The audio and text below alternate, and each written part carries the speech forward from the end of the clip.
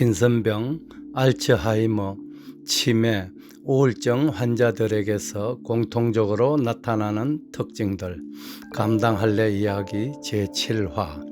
위에 열거한 질병들은 난치병 중에서도 손꼽히는 난치병으로서 현대의학에서도 뚜렷한 치료약이 없다고 할 정도로 무서운 질병입니다. 이들 질병을 무섭다고 하는 이유는 다른 질병과는 달리 이 질병들은 사람들과의 관계를 파괴시키고 인격을 완전히 파탄시키기 때문입니다. 암이나 뇌졸중, 심장병 등은 무섭기는 해도 최소한 인간관계까지는 유지할 수 있다는 측면에서 오히려 다행스럽다고 할 것입니다. 그런데 이들 질병들을 조금만 눈여겨보면 뚜렷한 특징을 가지고 있는데 이를 제대로 이해한다면 우리가 충분히 예방하고 치료할 수 있을 것이라는 확신을 갖게 합니다. 여러분들께서는 행복 호르몬이라고 불리는 세로토닌을 알고 계시는지요? 세로토닌은 모노아민 신경 전달 물질의 하나이며 생화학적으로 필수 아미노산인 트립토반에서 유도되는데 사람의 위장관, 혈소판, 중추신경계에 주로 분포합니다. 세로토닌은 행복감을 비롯한 광범위한 감정을 느끼는 데 관여하며 대장에서 약 85%가 분비됩니다.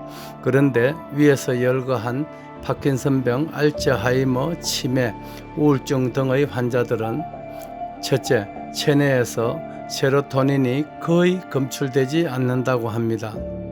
따라서 이들은 정신적으로 평온함과 행복감을 느끼지 못할 확률이 99.99%라고 할 수 있습니다. 둘째, 이들 환자들은 변비를 앓고 있을 가능성이 매우 높습니다.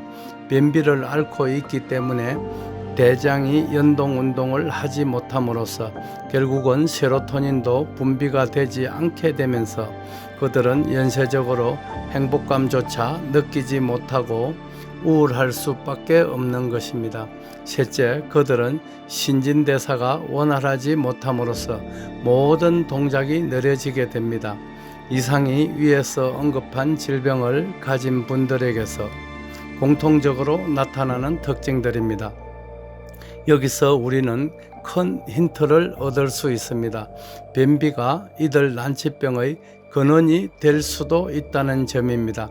황금손이 실제로 파킨슨병이나 알츠하이머 등의 환우들에게 해죽순을 기반으로 만든 감당할래를 드시게 한 후 지속적으로 변비를 깔끔하게 해소시키자 파킨슨병 등의 난치병 환자들께서 매우 빠르게 상태가 호전되는 것을 여러 차례 확인했습니다.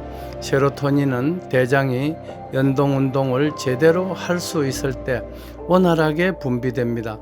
변비가 해소되자 세로토닌이 원활하게 분비되고 걸음걸이가 빨라지면서 얼굴에 웃음도 되살아나는 난치병들이 호전되는 믿을 수 없는 사실들을 여러 차례 확인했습니다. 흔히 대장은 제2의 뇌라고 불리는데 대장을 매일 깔끔히 비울 수만 있다면 당신의 건강은 걱정하실 필요가 없습니다. 의학의 아버지로 불리는 히포크라테스가 설파했던 식품으로 못 고치는 병은 약으로도 고칠 수 없다라는 말씀이 귓전을 스치는 새벽입니다. 일단 대장은 비워놓고 볼 일입니다. 참 대단한 감당할래의 힘입니다.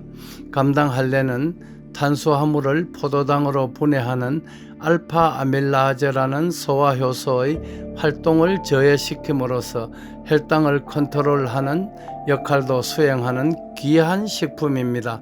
감사합니다. 다대열의 세상만사. 구독과 좋아요를 눌러주시면 황금소는 큰 힘을 얻습니다.